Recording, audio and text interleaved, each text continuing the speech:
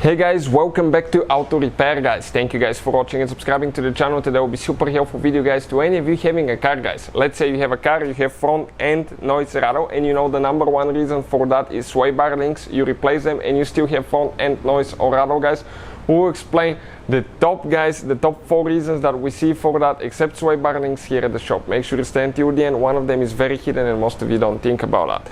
Before we start guys, let me tell you something. If you guys need to buy any parts, tools for your car, we'll share the link in the description of the video below and you can see where we get all our tools and parts from.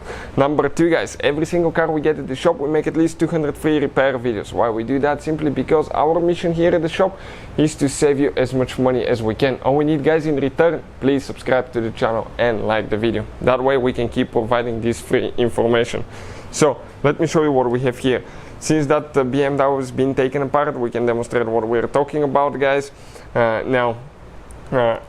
Here guys, okay, we're talking about noise and rattle, not popping noise. If you have a popping noise, it's very likely that you have front CV axle that's bad, that's on a front wheel drive car or all-wheel drive car. But if you have noise, rattle coming from the suspension, and you replace the sway bar link and it's still there guys, we'll explain what else it could be. We see quite often guys, okay, actually tie rods guys, outer tie rod end, okay, this joint right here, and you can test it by removing it. Okay, and see if you have play in the joint. Also you have an inner tie rod end, okay, that connects to the steering rack guys, and if you disconnect it and you go in and out, you will be able to feel if you have any play. Usually when you have play in the tie rod guys, you have a little bit of play in the steering wheel. You can notice that as well.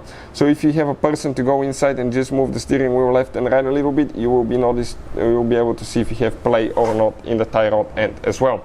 Another thing guys, joints that connect the control arm to the steering, to the spindle guys, or the wheel hub.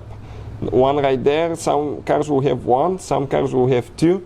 In our case you can see we have double ones, one there, one here guys, 2 of them. So those, okay, go bad sometimes as well guys. And talking about that guys, another one that's related to that will be the control arm bushings. Very common by the way. This is your control arm bushing right here, and if they're bad you can have a play noise as well, and often you have one towards the back. Okay, check it out, this one there, and this one can have a play as well, especially if you drive on bad roads. Quite a bit that can happen. But what else can do that? There is one that's very hidden, but before we get to it, let me tell you another thing guys. Struts.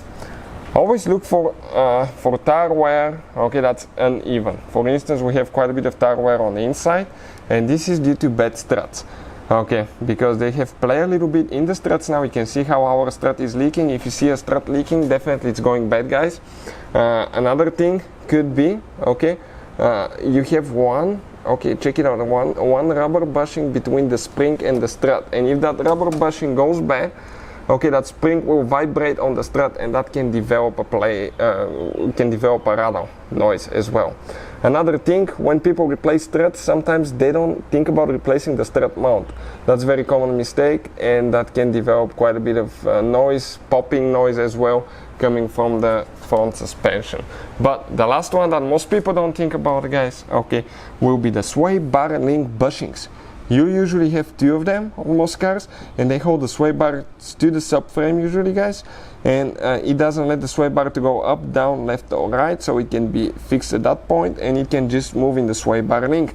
And if those bushings go bad, what can happen? Actually that can develop quite a bit of noise sometimes as well, and you have 2 usually, one on the driver, one on the passenger side. Sometimes they're on the back side of the front suspension, sometimes they're on the front. We have one of them completely removed. You can see that's what the bushing looks like. Okay, it's split in half, so you can put it on top of the sway bar link and then you just put the cap. So these bushings will need to be replaced as well. Make sure you don't have any play between, okay, the sway bar link, the sway bar, excuse me, in the bushing here as well. So hopefully the video will be helpful. Thank you for watching and see you guys next time.